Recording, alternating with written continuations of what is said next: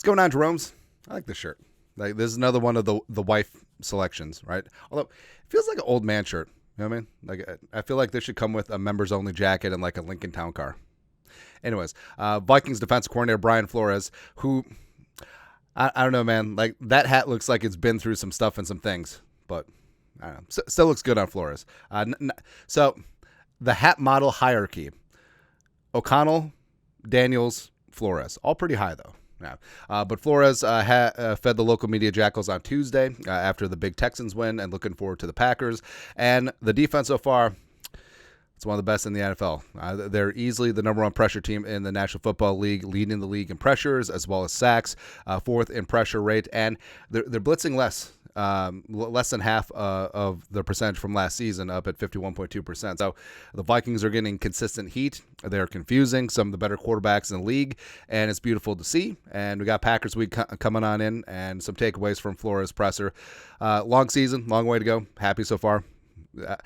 On the coach speak meter, it's definitely up there. Right. And was asked about if he'd ever seen 4 straight pre-snap offensive penalties before. Says he's never seen that. And that's we said this ever since it happened. That's a big time props to Vikings fans, US Bank Stadium. I think what happened with the Niners game is that people were sort of like hedging their bets leading into the season. I feel like there was still some trepidation. We beat the Giants, blah, blah, blah. And a lot of people sold their tickets. And it was like half 49ers fans. Also, props to Niners fans. They do travel well. But it was the revenge last Sunday. That place was loud. It was proud, and they got it done. And they dragged the Texans out of field goal range. Flores noted that too.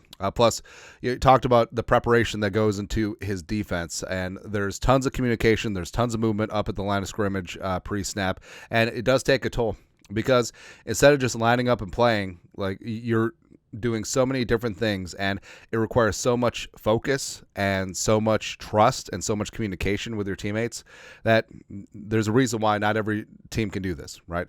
And Flores talks about how he pushes the limits to see what the players can handle, and then sometimes he has to back off, sometimes he has to push a little bit more, but gets into that's coaching, that's teaching, and that's what I love. And the whole thing too is like the Vikings coaching staff, they're not just coaches. Like, all of these jabronis could teach like 8th grade math.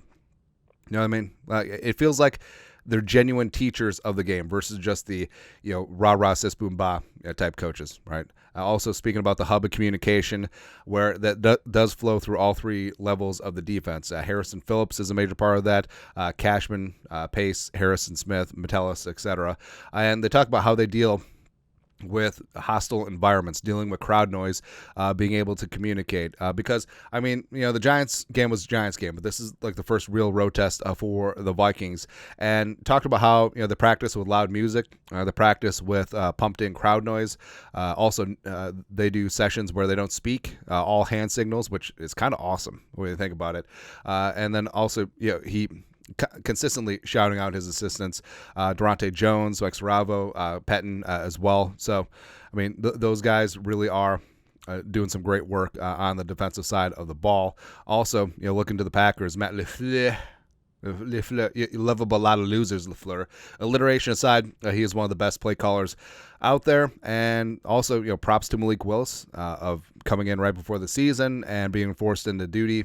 Just said duty, and has been really good over the last couple games. And not just his running, but also he's really settled in as a passer, starting to pan out on some of that potential that made him a 3rd-round pick out of Liberty. And Flores was straight up too. Like, who knows if Jones, who knows if Willis is going to start? Who knows if Jordan Love is going to start? And he talks like it's not easy to prepare for 2 quarterbacks who are very stylistically different, as well as 2 different systems, because the offense of a lot of RPOs, a lot of options, a lot of things with Willis. I mean, they've just installed that straight up. Now, I kind of wish Kevin O'Connell would have done more of that with the passion out, but just sort of is what it is. But it's difficult enough preparing for one offense, but essentially you have to prepare for 2.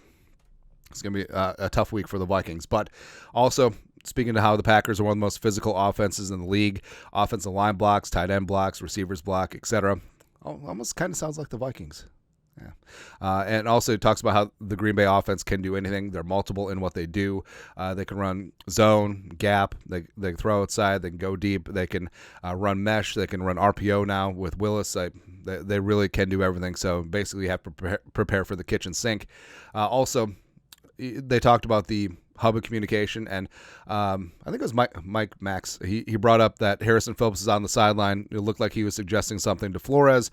Phillips confirmed that after the game, and it was something about a stunt with Hottie Ward.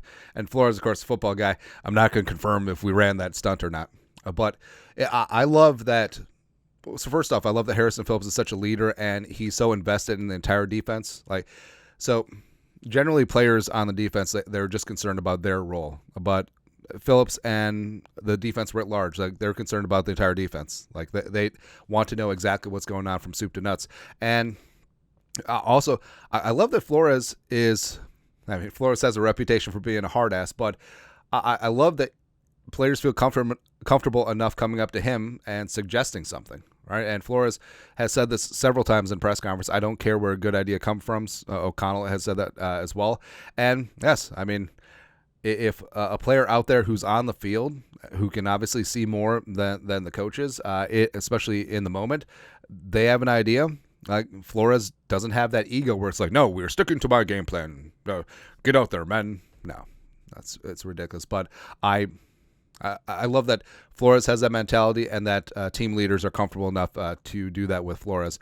Also, talk about stopping the run. So Josh Jacobs had himself a monster game, and physicality, discipline, run fits key to stopping the run. Talked about how Jordan Mason got 100 on them in the Niners game, but they made that a point of emphasis against the Texans. Cam Akers was effectively shut down. So it really is about adjusting.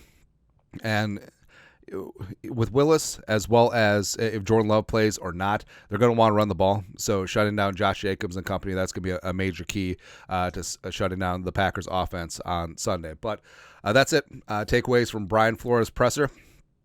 God, we're lucky to have this, man. Please stay. We will give you all the monies. Let us know your thoughts, our thoughts, comment section below. Subscribe for daily Vikings takes. While support the work, put a little something in the Venmo. But till next time, Skol, production value.